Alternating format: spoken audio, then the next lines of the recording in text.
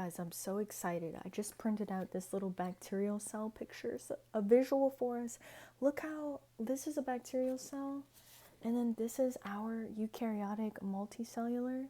And it's so amazing the differences between, so we're made up of trillions of these cells.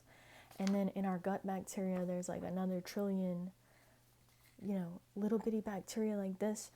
It's so cool. There's so many differences. As you can see, there's not as much complexity to this single cell bacterial cell. But in our cells, there's a whole factory of things inside. And they say that mitochondria were once a single cell bacteria that hopped into this cell and made it so much more efficient. Mitochondria were like, hey, we're going to do all this energy production if you let us live inside the cell. It's kind of a parasite if you think about it, but it can work for you or work against you, because mitochondria, actually the site where we produce the most free radicals. So they're either our best friends, they hold their own DNA. I'm looking for this book, one of the best books that I ever read by Nick Lane, called Oxygen. It talks about evolutionary history of what we think happened because, we weren't here at the beginning of the earth and of time. But like, even in this book, super cool. It talks about how oxygen levels on earth were a lot higher. And so even things like dragonflies were so much bigger.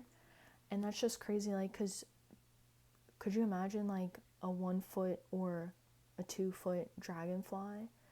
They move so fast. That would be so crazy to live in a world with huge dragonflies and other types of things in it. But Oxygen, the Molecule That Changed the World. He has a few other books that I really like too. Power, Sex, and Suicide. But like, again, just look at this difference. I always hold up this cell because these are, so much more complexity, and that being the healing capacity.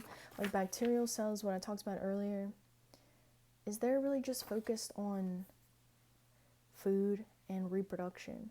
Our cells, we can do so much more. There's so much more possibility with this much more energy and the capacity of our minds, It's so beautiful. Like, we are not subject to these primal desires all the time. Not that there's anything wrong with enjoying life, but we are capable of so much. So, and that's the beauty, is the complexity and just the possibilities. Like, people have done beautiful things using and concentrating and focusing their concentration. Like, artists create things, and people write books, and it's a beautiful, like, self-reflected thing that we're able to do that bacterial cells don't appear to do. They just kind of like are surviving. They're doing their own thing, Ain't nothing wrong with it. But we're beautiful humans, and we're capable of so many things. Playing music, how people learn to play instruments, that's crazy, Using things to create joy, to create more energy. That's so beautiful. It's my mitochondria powerhouse of the cell. Mitochondria are like God's way, or the universal creator's way of communicating with us. When we're tired and fatigued, mitochondria are probably not on our side. Our gut bacteria probably not on our side. We've been trying to build up this tiny kingdom, like they call in the Course in Miracles. Our cortisol's been racing, our blood sugar's been racing, because we make decisions that we think we should make, or that we think are good for us, instead of allowing our bodies to guide us. Bodies guide us through symptoms. And when we get off and we experience those symptoms, there's a guidance just trying to get us back to the midline. Just like the blood sugar has kind of a homeostatic place that it likes to sit, our oxygen levels, our sodium levels, and everything it likes a certain particular area or number to sit in.